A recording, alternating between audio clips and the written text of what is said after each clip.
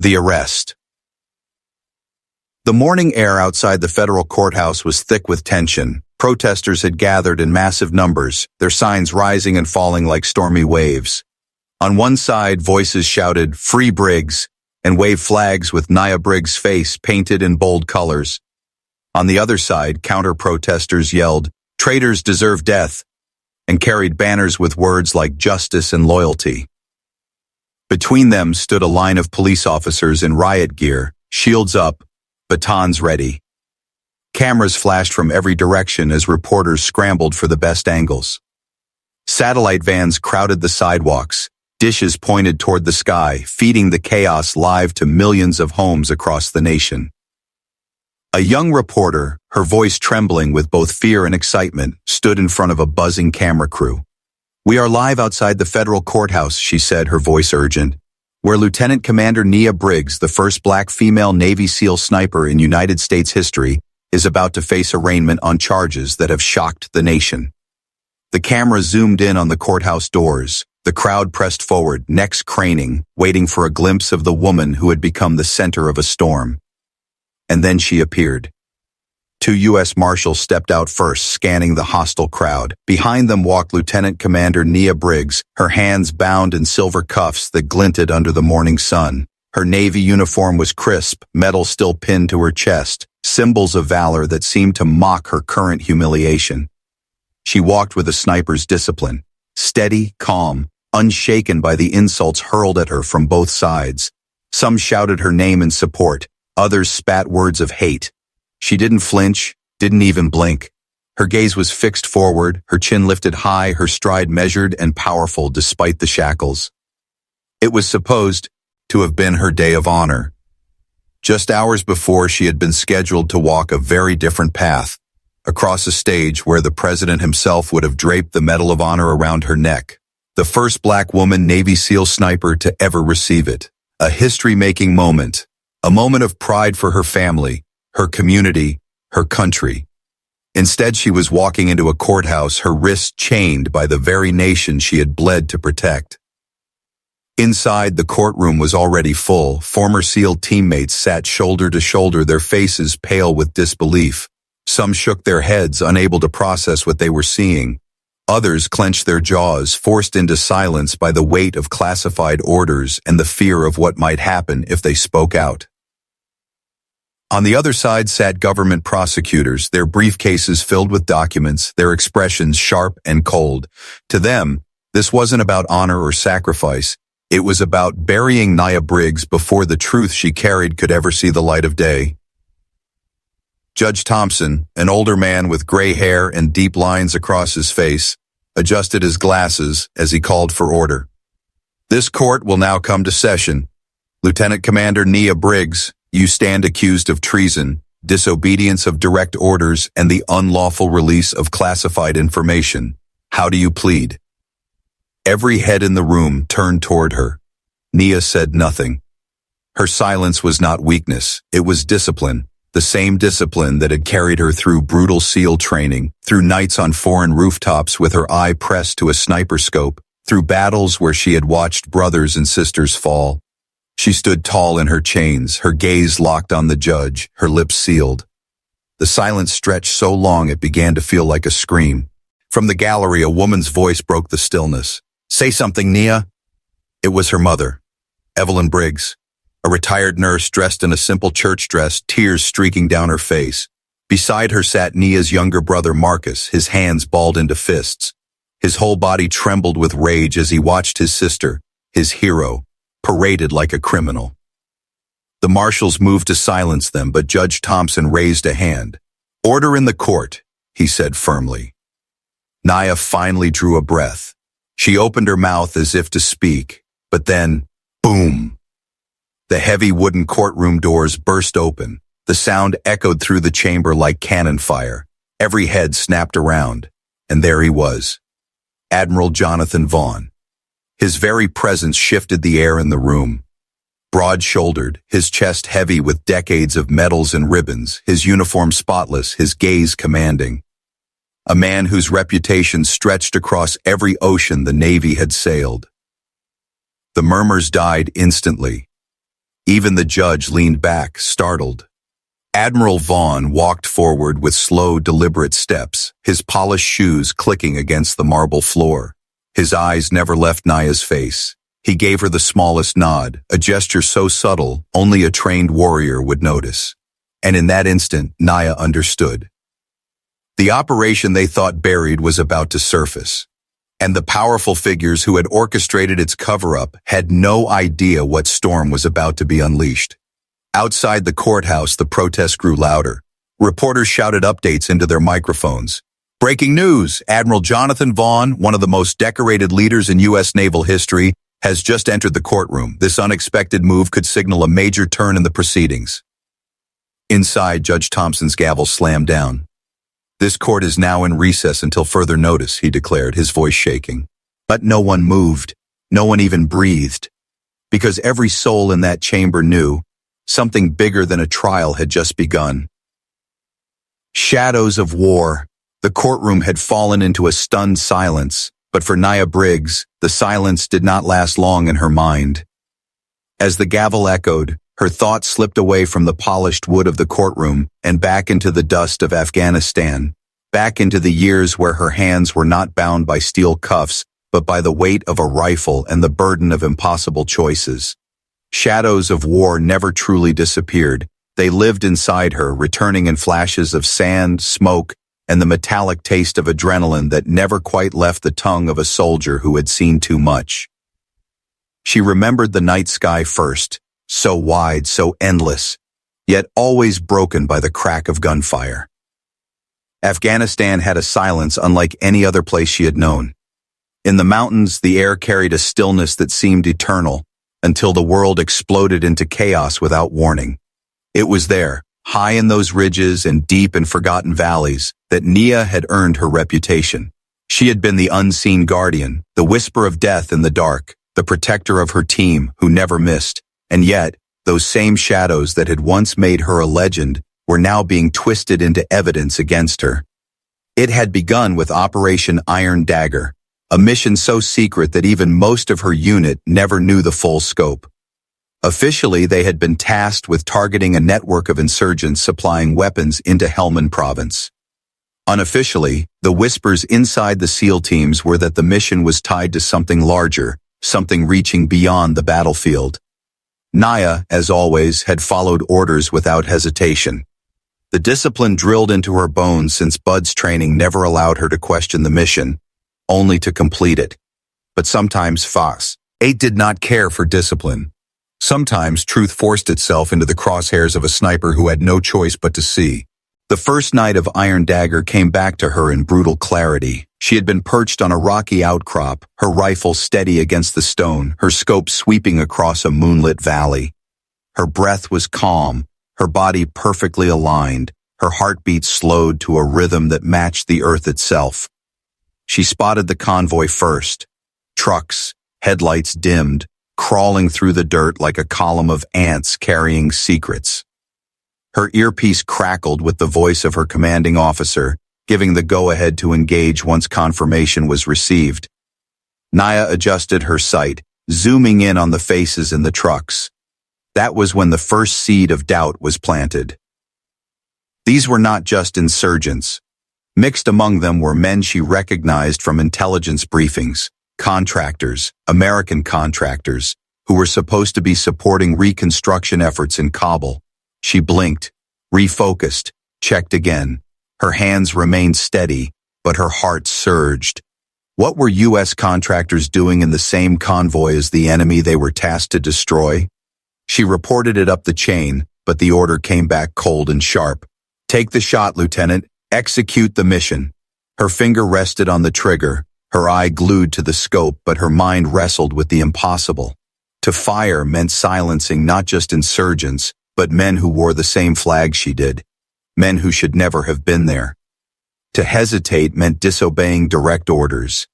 In that split second, she realized the war was not just being fought in shadows of mountains, but in shadows of politics, money, and betrayal.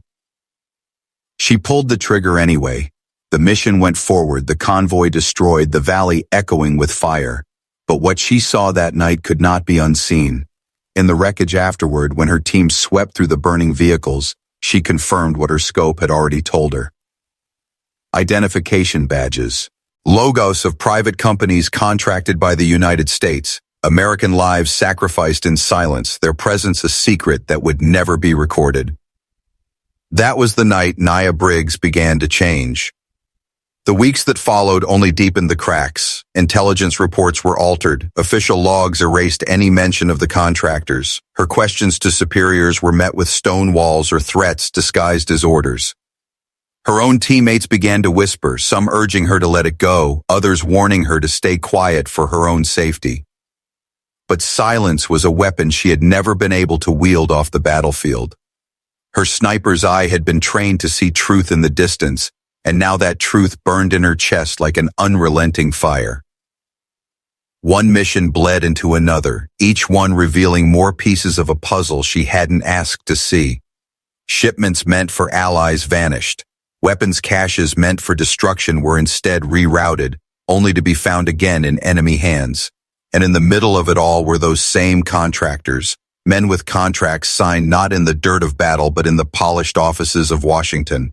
It was betrayal disguised as strategy, corruption hidden beneath the stars and stripes she had sworn her life to defend. Nia remembered one particular dawn sitting with her closest teammate, Petty Officer Ramirez, on the edge of a ridge after a long firefight. Smoke still rose from the valley below, the acrid scent of explosives clinging to the morning air. Ramirez, a man who had fought beside her for years, leaned back against the rock and shook his head. "You see it too, don't you?" he whispered, his eyes bloodshot but clear with understanding. "This isn't the war they told us it was." She had nodded but said nothing. SEALs were trained for silence, and some truths were too heavy to carry in words. Yet even then she knew Ramirez was right. The enemy was no longer just across the valley. The enemy sat in rooms far away, dressed in suits, playing chess with lives like hers as pawns. It was during the final phase of Iron Dagger that she stumbled upon the evidence that would seal her fate. A raid on a compound revealed not just weapons, but documents, contracts, coded communications, proof that powerful figures in Washington had allowed both sides of the war to bleed for profit, proof that American blood had been sold for money. She secured the files, copied them, and reported them, not to her immediate superiors, but to channels she believed might still hold integrity. That decision made her a target. Back in the courtroom, her wrists still in steel, she remembered all of it. She remembered the sound of the convoy burning, the faces of her fallen teammates, the whispered warnings to stay quiet. She remembered Ramirez's haunted eyes, and she remembered the documents, the proof she had tucked away, believing that truth mattered more than orders. The prosecutors across the aisle were preparing to paint her as reckless, disloyal, even treasonous. But she knew what they feared most wasn't her silence. It was her memory. They wanted her to break, to crumble, to accept disgrace quietly so the nation would never hear what she had uncovered. But warriors who had stood on ridges in the dead of night staring down death through a scope did not break easily. As Admiral Vaughn's boots echoed closer, Nia clenched her fists against the cuffs and allowed herself a single thought. The shadows of war may haunt me, but they also hold the truth. And truth once aimed is a bullet no one can stop. The setup. The courtroom lights seemed dimmer that morning, though. Perhaps it was only Nia's mind sharpening to the darkness she had always known was circling her. After Afghanistan, she had returned home carrying not only the scars of battle, but also the weight of the evidence she had gathered. Documents copied onto encrypted drives, names memorized with sniper-like precision, whispers recorded in the dust of war. She thought exposing it would be simple. Give the truth to the right hands, watch justice follow. But Washington was not a battlefield of courage and honor. It was a maze of shadows where power moved quietly, and truth was often the first casualty. When the charges were read against her, it became clear just how deeply the knives had already been sharpened. The prosecutors did not stumble or hesitate. They had rehearsed every word, polished every phrase, framing her not as a decorated warrior, but as a liability, a rogue operator who had betrayed her oath. They spoke of her as if she had endangered lives, as if she had acted out of selfish ambition rather than loyalty to her brothers and sisters in uniform. Each accusation was carefully built to strip her of her humanity, to make her nothing more than a symbol of betrayal in the eyes of the public. Behind the government's polished words, however, Nia could see the true architects of her downfall.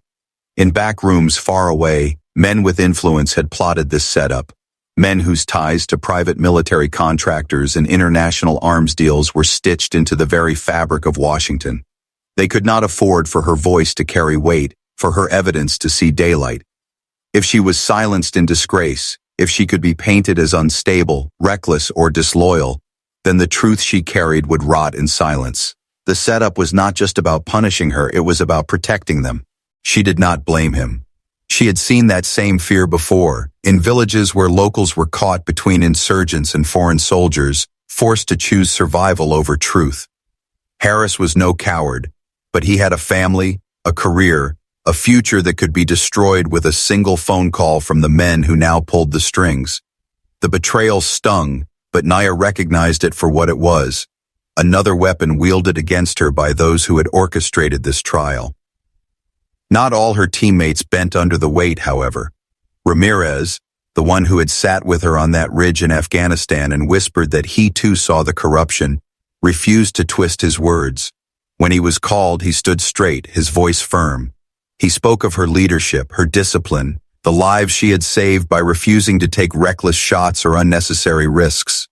He told the court that if she questioned orders, it was never from disloyalty, but from clarity. The clarity of a sniper who could see further than anyone else, both through a scope and through the fog of lies. His words sent ripples through the room, but the prosecutors quickly cut him off, objecting, redirecting, twisting his testimony into something less dangerous. For every voice that tried to defend her, another was lined up to bury her. It was a careful balance, engineered to give the illusion of fairness while ensuring the outcome was never in doubt. Nia sat through it all with her sniper's stillness, but inside her mind moved like the calculations she once made before every shot. Wind speed, distance, angle, timing. She was assessing, preparing, studying the battlefield that this courtroom had become. Beyond the walls of the court, the storm raged even louder. News stations ran split-screen broadcasts of her trial alongside clips of burning convoys in Afghanistan, splicing her face with images of chaos and destruction. Some commentators praised her past service but concluded she had lost her way, while others painted her as a traitor who had turned her rifle against her own. Social media fractured into a war zone of its own, hashtags of support clashing with hashtags of hate. Nia Briggs was no longer just a soldier. She had become a symbol, and symbols could be rewritten by whoever held the pen. Her family suffered most under the weight of this manufactured storm. Evelyn Briggs could barely step outside her home without being ambushed by reporters or harassed by strangers. Marcus, hot-blooded and unwilling to stay silent, clashed with counter-protesters until police had to drag him away for his own safety. The system was not just trying to break Nia, it was trying to isolate her, to strip away every bond of support until she stood utterly alone. And yet cracks began to show in the wall of lies. A journalist named Dana Keating, a relentless investigative reporter with a reputation for chasing stories that others feared to touch, had begun appearing outside the courthouse. She carried no signs, gave no fiery speeches, but quietly watched every moment, recording, taking notes, connecting with those willing to whisper what they could not shout. Nia noticed her, though they had never spoken.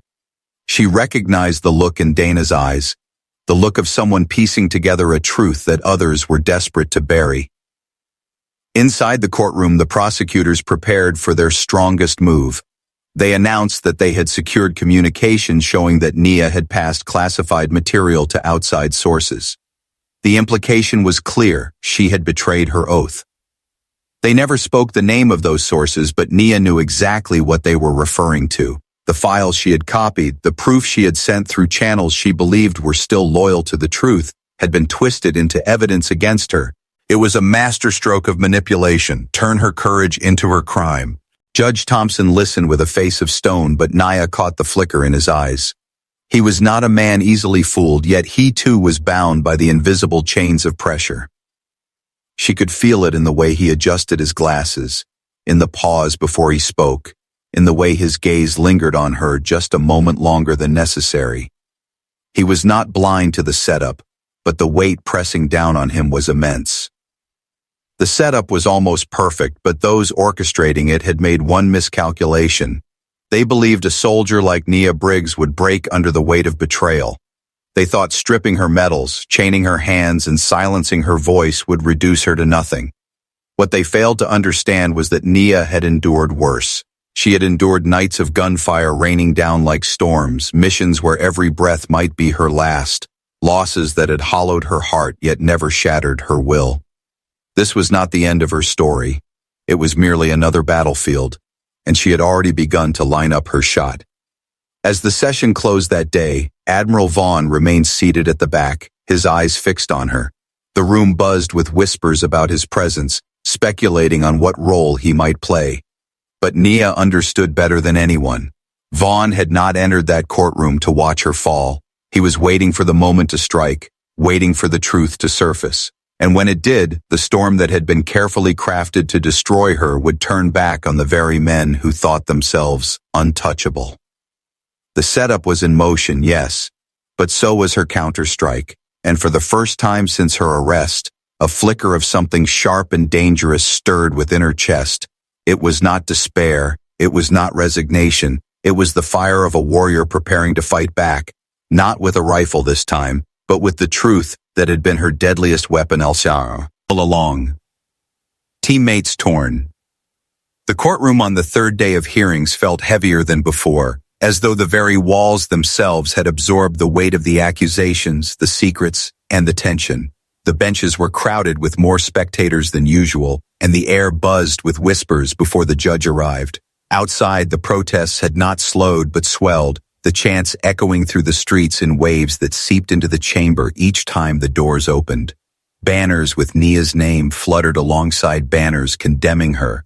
The courthouse steps transformed into a battlefield of its own, where voices clashed instead of rifles.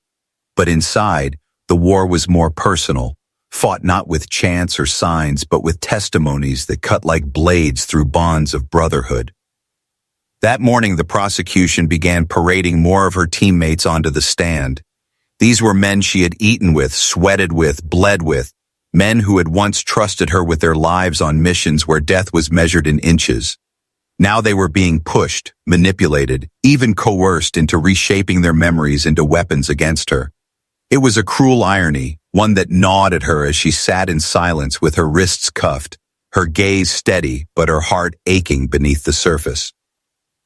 First came Chief Petty Officer McKinney, a man known for his loyalty to the chain of command.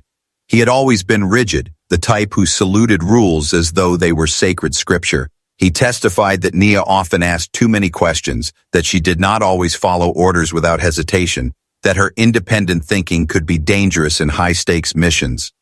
His words were chosen carefully, dressed in the language of concern, but the undertone was clear. He was painting her as unpredictable, as someone whose doubts could endanger lives. Nia knew why he spoke this way. McKinney had ambitions of his own, dreams of a promotion he had quietly chased for years, and the people behind this trial had found exactly the thread to pull. To protect his future, he had been willing to unravel hers. But then came Ramirez. When he entered the courtroom, the tension shifted. He was not polished in his words nor smooth in his delivery, but there was a fire in his eyes that even the judge noticed. He spoke of the night in Afghanistan when Nia had saved his life by ignoring a direct order to hold position. He told the court how her instinct had pulled him out of harm's way seconds before an enemy ambush would have ended him. His testimony was not dramatic but raw, the kind of truth that carried the weight of lived experience rather than rehearsed lines. He admitted openly that Nia questioned orders, but he framed it not as disobedience but as wisdom, the wisdom of someone who saw what others could not. If not for her, he said, his voice steady, I wouldn't be standing here today. That's not betrayal, that's leadership. The prosecution scrambled to undermine him, pressing him with questions designed to twist his loyalty into naivety, suggesting that he was blinded by friendship. Ramirez didn't flinch. He stared them down with the same steady calm that Nia had seen on missions. the same steadiness that had once made him her most reliable ally. For a brief moment, as their eyes met across the courtroom, she felt the faintest crack in the isolation that had been closing around her. They wanted to make her stand alone, but as long as one teammate refused to bow, the wall they built would never be complete. Other testimonies followed, some half-hearted, some dripping with fear. One younger SEAL, barely more than a boy when he had first deployed with her, could not even look at her as he spoke. His voice trembled as he repeated the lines he had been given, accusing her of recklessness and decisions she had never made. It was clear to Nia that he had been cornered, forced into a choice between loyalty to truth and survival within the system. Watching him struggle was almost harder than hearing the words themselves. She wanted to rise, to tell him she understood, to remind him that she did not see him as a traitor, but as another casualty of the powerful forces arrayed against her. But she remained silent. Silence, after all, was the only weapon she could still wield freely within the courtroom walls. Meanwhile, Dana Keating, the journalist who had been a quiet presence outside, began to emerge as more than a spectator. She had managed to speak to Ramirez after his testimony, catching him on the courthouse steps before the press mob devoured him. Nia caught sight of them through the windows. Dana leaning in close, Ramirez speaking quickly, his hands moving with urgency. She did not know what was being said, but she recognized the body language of two people who shared knowledge too dangerous to be spoken aloud in the open. Dana's notebook filled with scribbles, her recorder hidden in her sleeve, her eyes burning with the determination of someone who smelled blood in the water. Inside, Judge Thompson grew more uneasy with each passing day. He was a man bound by the law, but also one seasoned enough to sense when the law itself was being bent to serve hidden masters. He allowed the prosecution to continue, but Nia noticed the hesitation in his rulings, the subtle delays, as though he were wrestling with forces pressing down on him from above. He was not blind, and though he could not openly defend her, his restraint hinted at cracks forming even within the halls of power. The worst blow came when a former superior officer testified, claiming Nia had compromised missions by leaking information. His testimony was the crown jewel of the prosecution's case, a decorated officer respected and unchallenged, placing his credibility against hers. The air in the courtroom shifted as he spoke, many believing this was the nail in her coffin. But as Nia studied his face, she saw what others did not. The faint twitch in his jaw, the way his eyes flickered toward the gallery where a government official sat watching with an intensity that betrayed orchestration. She knew the officer was lying. He knew it too. But fear had many faces, and in Washington, fear was often dressed in power. That night, as she was escorted back to holding, the noise of the protests roared louder than ever. Supporters shouted her name, while detractors hurled insults, the clash of voices colliding in the night air like the echoes of war. Through the chaos, she caught sight of her mother once more, Evelyn standing with quiet dignity, a hand raised in prayer. Marcus stood beside her, his face twisted with fury, shouting until his voice was raw. Their presence anchored her, reminding her that beyond the uniforms, beyond the politics, beyond the lies, there were still people worth fighting for. And in the shadows just beyond the police barricades, Dana Keating watched her with unblinking focus. Nia understood then that the war was no longer hers alone. The cracks were widening, loyalties were shifting, and though her team was torn between silence, betrayal, and courage, there was enough truth bleeding through to suggest that the setup, no matter how carefully constructed, would not hold forever. Nia closed her eyes that night in her cell, and let her mind drift back to the ridges of Afghanistan, where silence had been her shield and clarity her weapon. She had survived those nights not by luck but by discipline and resolve. This battlefield was no different. They could twist testimonies, bribe officers, parade lies dressed as truth, but they could not erase what she had seen, what she carried. And when the moment came, and she felt it would come soon, she would fire her shot, not with a rifle, but with the truth that had survived the very attempt to silence it. The Admiral's warning. When Admiral Jonathan Vaughn finally rose from the back bench of the courtroom, the entire chamber seemed to hold its breath. His presence was not simply that of a high-ranking officer, it was the gravity of decades of service, the kind of man whose reputation was etched into the Navy itself. Vaughn was not known for theatrics. He was known for his cold precision, his strategic mind, and his refusal to be swayed by anything but facts. That was why his appearance here had unsettled everyone. Prosecutors, defense attorneys, even the judge. Vaughn was not a man who appeared without purpose, and his silence up to this point had been as loud as cannon fire. When the judge granted him permission to speak, the room hushed into absolute stillness. Vaughn stepped forward with deliberate control, his polished shoes striking the marble floor like drum beats. He did not glance at the cameras or the prosecutors. His eyes went straight to Nia Briggs, locked onto her as though he were acknowledging her not as a defendant, but as a fellow warrior caught in the line of fire. Only then did he turn toward the bench, his jaw tight, his voice low but carrying enough weight to fill every corner of the chamber. "I am Admiral Jonathan Vaughn," he began, his tone neither boastful nor hesitant, but matter-of-fact, as though his very name carried its own authority. "I have served this nation for over 4 decades, across oceans and continents, in wars both declared and hidden, and I am here today not as a witness for the defense, nor as a shield for the accused, but as a man who refuses to see truth buried beneath politics." The words landed like blows. A ripple of unease spread through the courtroom. The prosecutors shifted uncomfortably, exchanging glances, their carefully laid strategy threatened by a voice they could not dismiss. Vaughn continued, his hand resting on the edge of the stand, his eyes fixed now on Judge Thompson. "Lieutenant Commander Briggs is no traitor. She is a soldier who has seen too much, and the very fact that she sits in this courtroom in chains hours before she was to be honored with the nation's highest medal should trouble every citizen who claims to value service and sacrifice. What this court is not being told is that the missions in question, missions in which she supposedly acted recklessly, were not simply military operations. They were shadows of a larger conflict, and those shadows are not shaped by soldiers like her, but by men in suits who never set foot on the battlefield." The judge stiffened, his gavel hovering as if ready to strike, but Vaughn pressed on, his voice sharpened, carrying the cadence of a man used to commanding fleets. "I will not reveal classified details in this courtroom, but I will say this. I was briefed on Operation Iron Dagger. I was told it was meant to dismantle enemy networks in Helmand Province. What I was not told, what none of us in uniform were told, was that certain individuals profited from keeping those networks alive. Lieutenant Commander Briggs uncovered evidence of this, evidence so damning that, had it been made public, it would have shaken the foundations of this government's contracts abroad. And so instead of rewarding her loyalty, they branded her disloyal. Instead of honoring her courage, they bound her in chains."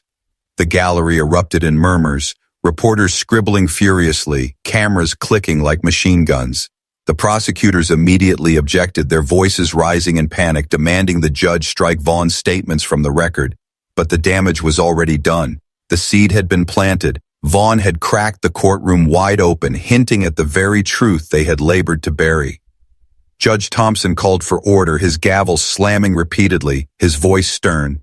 "Admiral Vaughn, you are treading dangerously close to classified disclosures. This court cannot allow." But Vaughn cut him off with the steady authority of a man who had spent his life giving orders rather than taking them. "Your Honor, with respect, what this court cannot allow is the silencing of a warrior who has given everything for this country. If we punish those who bring truth from the battlefield, then we no longer serve the Constitution. We serve only the shadows." The silence that followed was suffocating. Nia sat motionless, her sniper's calm unbroken, but inside her chest a storm raged. Vaughn had just confirmed what she had always feared, that the rot went higher than even she had imagined. And yet his words carried something else too, something she had not felt since her arrest, the faint flicker of hope. The prosecutors quickly moved to discredit him, attacking his credibility by questioning his retirement status, implying he had personal motives, even suggesting that his long-standing mentorship of Nia colored his judgment. Vaughn absorbed their barbs without flinching. He answered every question with the same disciplined precision he had commanded in war. His loyalty to truth could not be shaken by courtroom theatrics. Beyond the walls of the court, the protests grew louder still. News anchors interrupted live broadcasts to replay Vaughn's words, dissecting them line by line. Analysts speculated about the possibility of corruption at the highest levels, while politicians scrambled to distance themselves from the unfolding storm. Dana Keating, the journalist, was among the first to break through the noise with a clear, piercing article. Admiral warns of cover-up. Is Nia Briggs the scapegoat of a hidden war? Her words spread like wildfire, giving language to the unease spreading across the nation. The reveal. The courthouse was different on the morning of the sixth hearing. It was no longer simply a building where arguments were exchanged and legal documents piled onto wooden desks. It had become the eye of a storm. The streets outside were swollen with crowds larger than any before, lines of police struggling to keep opposing factions apart. Some carried signs painted with Nia's face, beneath slogans like, "Truth has a price" and "Protect our soldiers." Others shouted accusations, waving flags and chanting that traitors deserved no mercy. The air carried the electric current of something much larger than a single trial. It felt like the fate of the country's conscience itself was on trial. News anchors framed their reports with words like watershed moment and historic showdown. Inside the White House, aides whispered nervously, unsure how much longer the narrative could be controlled. When Nia was escorted into the courtroom that morning, her wrists in the same cold cuffs, she sensed the shift. The weight of the stairs felt different, no longer just pity or suspicion, but something sharper, something questioning. Admiral Vaughn's testimony had rattled the nation, but it was the article by Dana Keating that had fanned the embers into flame. Overnight, her words had spread through television debates, social media storms, and radio broadcasts. Ordinary citizens who had never heard of Operation Iron Dagger were now demanding answers. Politicians were being cornered by reporters, asked about defense contracts, about private contractors, and missing funds. A truth that had once been buried under classified stamps was now clawing its way into daylight. Inside, the prosecution was visibly unsettled. Their polished veneer was cracking, their arguments less confident, their objections sharper but less effective. They scrambled to regain control, calling additional witness. This meant to seal the coffin on Nia's reputation. But the air had shifted. The jury no longer leaned forward with certainty, their brows furrowed now with doubt. The judge himself listened with a weariness that suggested he too recognized the charade unfolding in front of him. And then came the turning point. Dana Keating had been working quietly behind the scenes, connecting with Ramirez, reaching out to former contractors who had long since been discarded as expendable. Through hushed meetings in parking lots and encrypted messages sent at midnight, she had gathered fragments of a puzzle. A shipping manifest here, a recorded phone call there, testimony from a whistleblower whose career had already been destroyed. Alone, they were threads. Together, they formed a rope strong enough to pull down the very edifice that had been built to destroy Nia Briggs. That morning, Dana handed a sealed envelope to Nia's defense counsel, her face calm but her eyes burning with the intensity of a woman who knew the risk of what she was doing. When the defense presented it to the judge, the prosecution erupted instantly, objecting with fury, claiming the material was inadmissible, unverified, even fabricated. But Judge Thompson, who had grown more rigidly silent with each passing day, leaned forward, his tired eyes scanning the documents.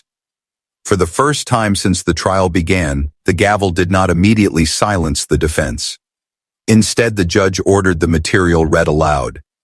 The courtroom became a theater of revelation. The documents exposed a chain of communications between private contractors and government officials, coded exchanges that revealed weapons shipments being diverted, enemy networks kept alive for profit, and operations staged to extend the war rather than end it. Nia's name appeared not as a conspirator but as a problem, a liability noted in chillingly cold language. Her refusal to stay silent described as a risk to continuity. It was written proof that she had been targeted not for treason, but for refusing to participate in the treason of others. Gasps rippled through the chamber as excerpts were read, reporters scribbling frantically, cameras catching every reaction. The prosecutors fought to discredit the material, their voices raised to the point of desperation. But with each page turned, their arguments collapsed further. For the first time, it was not Nia's silence on trial, but the corruption of those who had engineered this spectacle. And then, for the first time since her arrest, Nia spoke. She rose slowly, the chains clinking against the table, her posture unbroken, her gaze steady as she faced the judge. Her voice was calm, measured, the voice of a sniper who had learned long ago that panic was the enemy of precision. "I did not betray my oath," she said. "I honored it. My duty was never to individuals nor to corporations, but to the Constitution and to the people of this nation. I followed orders until the moment those orders demanded I close my eyes to betrayal. I could not. I will not. I watched friends die in mountains and deserts. I buried brothers whose families were told their sacrifice was clean and noble, while men in power profited from the blood spilled. If my crime is refusing to stay silent, then I will carry these chains proudly. But know this, truth does not stay buried forever, not in the battlefield, not in the courtroom, not in history." Her words rolled through the chamber like thunder. There was no shouting, no trembling, no grand theatrics, only the unbreakable stillness of a woman who had looked death in the eye too many times to fear politicians in suits. The silence afterward was heavier than any applause. Even the prosecutors seemed stunned into stillness, their carefully sharpened weapons dulled in an instant. Outside, the protests swelled louder, almost as if her words had traveled through the walls and ignited the crowd. Reporters rushed to broadcast the speech. IPS spreading across screens nationwide within minutes. Supporters who had wavered now found resolve. Skeptics who had doubted now found pause. In living rooms across the country, people leaned closer to their televisions, whispering to themselves, "She doesn't sound like a traitor. She sounds like a soldier." Admiral Vaughn's expression barely shifted, but Nia caught the flicker of pride in his eyes. He had known she would wait for the right moment, that her silence had not been submission but calculation, timing, always timing, and she had chosen this moment, when the evidence had been revealed, when the lies had already begun to crumble, to fire her shot. The prosecution demanded an immediate recess, their voices frantic, their composure shattered. Judge Thompson agreed, but not before giving Nia a long, searching look that carried something unspoken. Respect, perhaps even admiration, for the way she had held her ground under pressure that would have broken most men. As the gavel struck, the chamber exploded into chaos. Supporters surged to their feet, reporters rushed the aisles, guards scrambled to maintain order. Nia remained standing, her chains still clinking softly, her eyes locked on the men who had orchestrated her downfall. For the first time, it was they who looked away. That night, as she sat in her cell, the noise of the protests carrying faintly through the barred windows, Nia allowed herself the rarest of luxuries. A slow breath that felt almost like relief. The war was not over, the battle was still raging, but the reveal had shifted the ground beneath her enemy's feet. The truth was no longer just her burden, it was out in the world now, carried by voices too numerous to silence. And no matter what came next, they would never again be able to bury it fully. Redemption. The final day of the trial arrived under a sky heavy with gray clouds, as though even the weather sensed the weight of what was about to unfold. The streets outside the courthouse had swelled beyond control. Barricades groaned under the press of thousands who had gathered, voices rising like a storm tide. News vans lined every street corner, their dishes pointed skyward, feeding live images to a nation that had not looked away for days. Helicopters hovered overhead, their rotors chopping the air as they broadcast the spectacle from above. What had begun as a legal proceeding had transformed into something much larger, a reckoning, a confrontation between truth and power, between the voice of a soldier and the silence of a government that had hoped to bury her. Inside the courthouse, the atmosphere was tense enough to snap. The benches were full, the air hot with the breath of spectators and journalists who scribbled furiously into notepads, their fingers flying over keyboards. Even seasoned court staff seemed unsettled, shuffling papers with trembling hands, aware that history was being written within those walls. Judge Thompson entered with a grim face, his black robes flowing behind him like a shadow, his gavel striking with a crack that echoed across the chamber. He was a man who had spent his life buried in the technicalities of law, but today he carried the knowledge that his decisions would ripple far beyond this courtroom. The prosecution rose first, their voices louder than usual, straining with desperation. They attempted to dismiss the documents presented in the previous session, branding them fabrications, claiming Dana Keating's sources were unreliable, that the evidence was a smear campaign. They painted Nia Briggs not as a whistleblower but as a reckless operator who had endangered missions for her own ego. But their words no longer landed. With the precision of blades, they fell heavy, dull, and unconvincing. The jury shifted uncomfortably, their expressions skeptical. The gallery murmured, whispers of doubt rolling through the chamber like waves. The prosecutors knew it. The narrative they had fought so hard to construct was collapsing brick by brick in plain sight. Then came the defense. Nia's lawyer spoke not with theatrics but with clarity, weaving together the threads of truth that had surfaced. He reminded the court of her service, her sacrifices, the brothers she had buried, the nights she had spent watching over them with a rifle in her hands. He pointed to Ramirez's testimony, to Vaughn's words, to the damning language in the documents that described her as a liability, precisely because she refused to remain silent in the face of corruption. Every sentence was a reminder that the woman in chains before them had not betrayed her oath. She had lived it more fully than anyone else in the room. But the true moment came when Judge Thompson turned to Nia herself. He looked at her long and hard, as though weighing not just her fate, but the fate of the system that had sought to crush her. His voice was steady but tinged with gravity when he asked, "Lieutenant Commander Briggs, before this court renders its decision, do you have anything further you wish to say?" The room froze. Cameras leaned forward, pens poised, every soul hanging on the silence that followed. Nia rose slowly, her chains clinking softly against the wooden table. She stood tall, her posture unbroken, her gaze sweeping across the courtroom. To the jury, to the judge, to the prosecutors who now avoided her eyes, to the gallery where her mother clutched Marcus's hand, to Vaughn who sat in silent solidarity, and finally to Dana Keating, whose pen paused mid-scratch as though she too recognized the weight of what was about to be. He's spoken. Her voice came low but carried with the sharpness of a rifle's crack. "I was trained as a sniper. My work was to see what others could not, to watch, to wait, to strike only when necessary. That discipline has guided me in every battle I've faced, both abroad and here.